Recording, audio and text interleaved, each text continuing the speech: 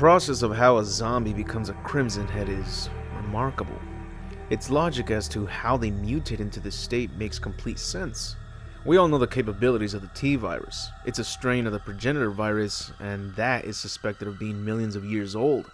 And if it can infect any organisms such as animals, plants, fungal, and bacterial, then there must be different stages of evolution which can result by temperature changes, any harsh alterations in its surroundings, and of course, staying dormant.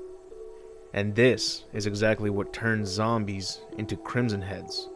Which is why every time you took down a zombie in the RE1 remake, moments later, they'll rise up with a new look and strike fiercer than ever. When a zombie goes through the VX process, its heart will begin pumping at an alarming rate, causing blood seepage in the skin and give it a crimson shade.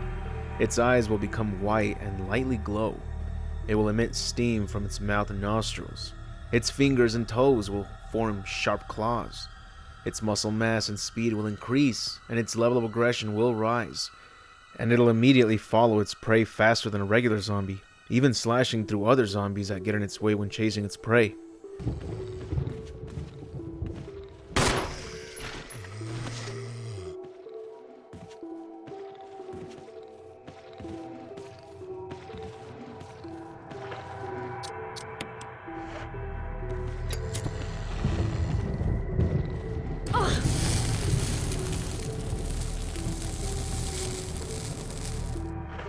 It's weird that we never see them again after the first remake.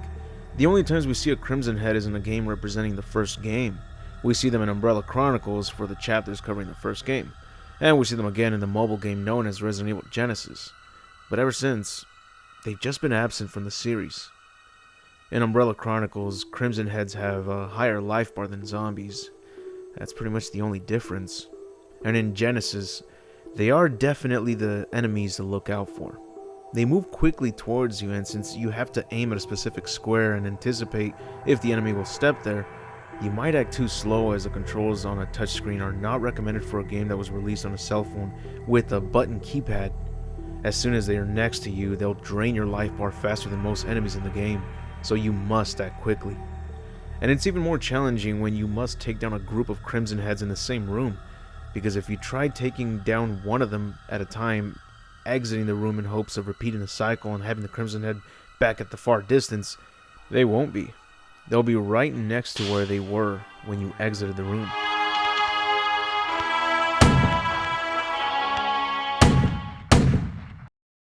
The Japan-only mobile games include a Crimson Head as well, but that's what mobile games do these days. We get an app game that is created solely to eat up your time.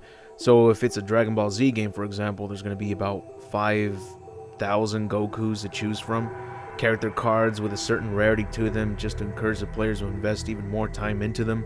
They'll never end. They'd include just about every character that's related to the series. And in Resident Evil's case, they'll include the Crimson Head character cards. But you know what? They did appear one time outside of the events of the first game, in the spin-off game known as Operation Raccoon City. This would be the last game in the series to include Crimson Head zombies. This inclusion is a welcoming retcon, to say the least. I say this because a zombie can only become a Crimson Head only after the zombie is in a way dormant. And that would explain why zombies were only seen in the first game, because the Umbrella employees that became zombies at the Spencer Lab and Mansion, they were roaming through the hollow corridors for days. Well, for months. 3 months to be exact. This means the longer a victim stays as a zombie, eventually it'll go dormant and become a Crimson Head itself. So since the outbreak in Raccoon City lasted 8 days, then there technically couldn't be a Crimson Head in sight at Raccoon City. However, there might be an exception to one thing.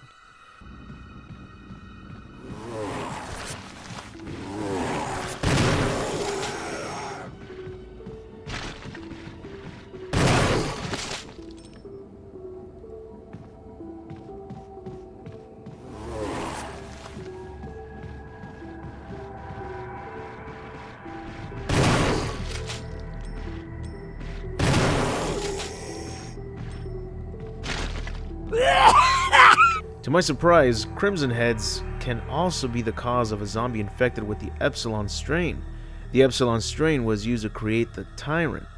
So if the Tyrant infects a person, then that person would become a Crimson Head as well, in theory.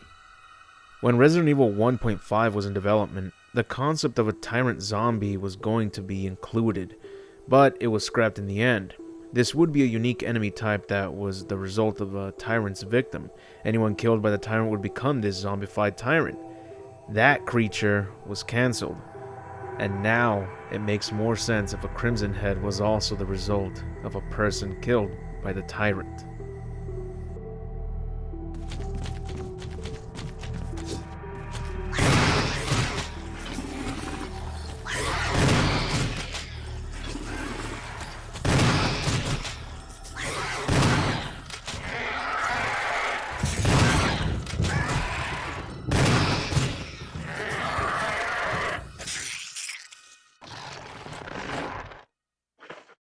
That's it for the video. If you enjoyed the video, hit the like button to give this video a chance to grow.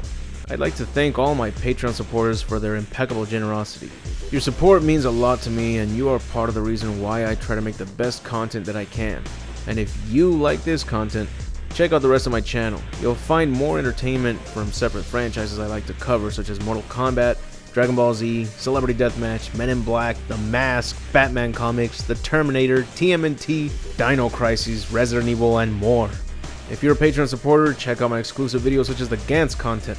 And if you'd like to show your support, go to my Patreon and support the channel, which is only $1. Sacrifice that McChicken for extra quality content, my friend. But anyways, I'll see you all in the next video, and remember to have an awesome day.